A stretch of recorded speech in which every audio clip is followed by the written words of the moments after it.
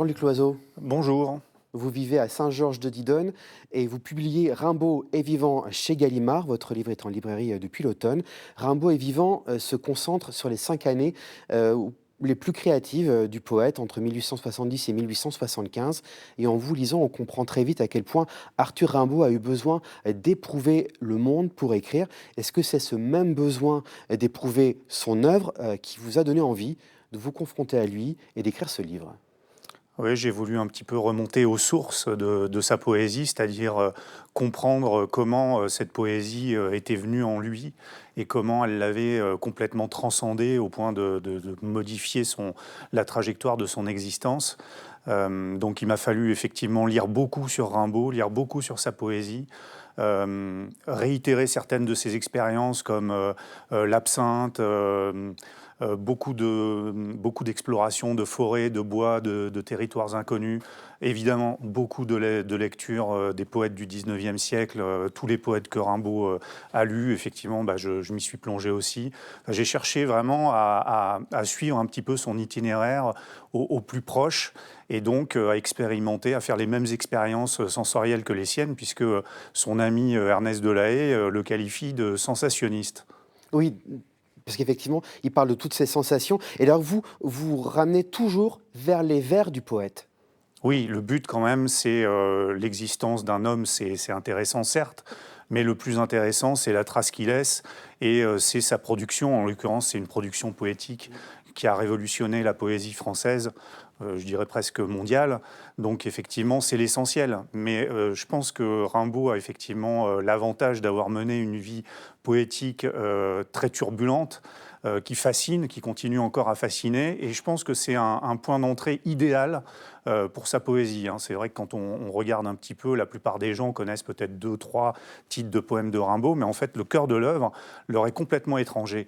Et cette autobiographie, enfin, cette biographie, parce que, effectivement, c'est un moyen d'inciter les gens à se plonger dans sa poésie. C'est-à-dire qu'une fois la dernière page tournée, qu'ils aient envie vraiment de savourer ses vers, d'essayer d'en comprendre l'énigme aussi, puisque les derniers vers sont très, très elliptiques et très cryptiques.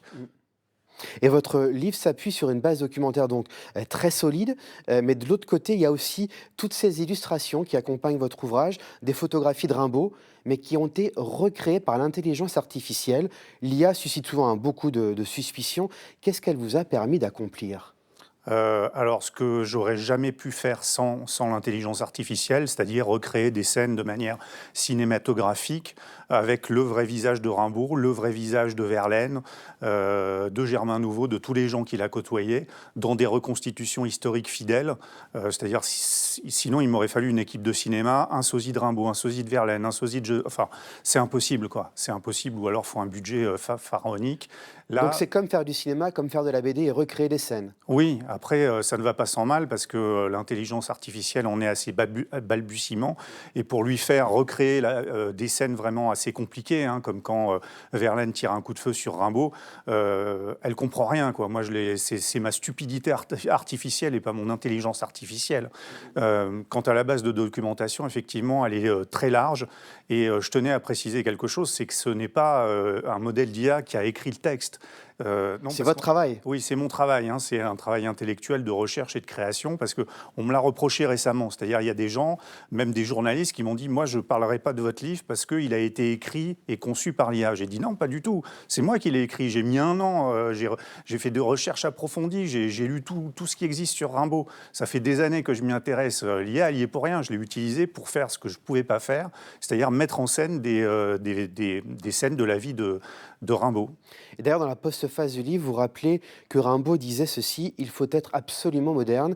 Est-ce que l'IA, c'est cette manière de suivre l'exhortation du poète? En quelque sorte, parce que Rimbaud, effectivement, il a abandonné la poésie en 1875, mais après, en fait, il s'est intéressé à toutes les techniques modernes. C'est-à-dire la photographie, il a commencé à la pratiquer en 1880, c'était quand même assez récent, quoi. C'était quelque chose d'assez moderne. On se souvient que Baudelaire, il aimait pas du tout la photo, lui. Son truc, c'était la peinture, donc il était anti-moderne. Donc effectivement, il faut être absolument moderne. Est-ce qu'aujourd'hui, Rimbaud se serait intéressé à l'intelligence artificielle? Il s'intéressait à toutes les avancées technologiques. Pourquoi pas? Luc Loiseau, merci beaucoup d'avoir répondu à notre invitation. Et je rappelle la parution de Rimbaud est vivant, c'est aux éditions Gallimard. Merci. Merci à vous.